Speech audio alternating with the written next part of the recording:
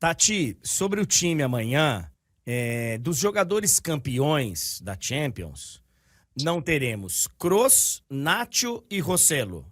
É isso. Exato, exato. Esses três não fazem mais parte do Real Madrid. Em compensação, eu estava vendo a lista dos relacionados e tal.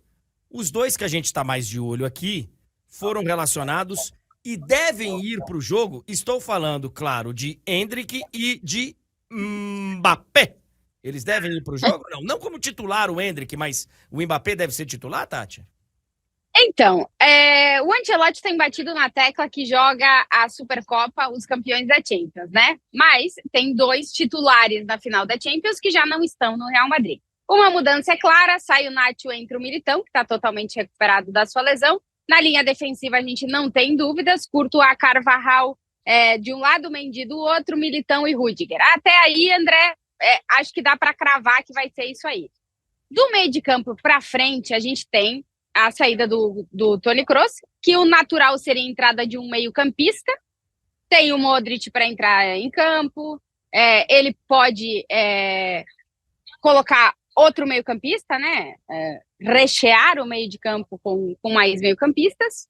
Ou ele pode colocar o Kylian Mbappé de titular. Então, a grande dúvida, André, eu acho que primeiro, saber o esquema que o Real Madrid vai jogar.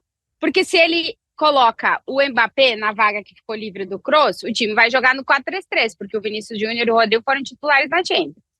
Então o time vai jogar no 4-3-3 com 3 atacantes. Se ele quer manter o esquema que ele jogou na temporada passada, que era o 4-2-3-1 ou 4-4-2 em rombo, como eles chamam na Espanha, o mais natural seria a entrada de um meio-campista, no caso o Modric, por exemplo, que nessa temporada é o primeiro capitão do Real Madrid, esteve na última temporada, foi campeão da Champions, né? Por exemplo, a entrada do Modric, mantendo o Rodrigo e o Vinícius e o Mbappé no banco. Então, essa é a grande dúvida. O Endrick, a gente vai ter que aguardar para ver como é que vai o decorrer da partida para saber se ele já vai ter minutos nesse primeiro jogo. Geralmente, André, quando o jogador chega tão jovem no Real Madrid, se dá um tempo de adaptação no geral. Tempo de adaptação no time, no esquema tático, na questão de jogo, de dinâmicas e tal. A gente tem visto o Endrick muito bem nos treinamentos, assim, já fazendo jogo associativo com os demais jogadores, mas Rodrigo e Vinícius demoraram um mês para estrear com o Real Madrid depois que chegaram com 18 anos. Então, vamos ver se o Endrick vai encurtar esses prazos e vamos ver se o Ancelotti vai dar opção para ele já nesse primeiro jogo oficial do Real Madrid na temporada. Mas a grande dúvida, André, é saber se o Mbappé vai direto para o time titular ou se o Mbappé começa no banco de reserva.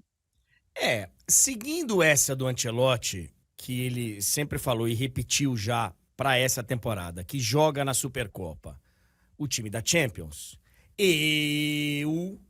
para dar moral para os caras que ganharam a Champions, eu simplesmente colocaria o Modric no lugar do Kroos.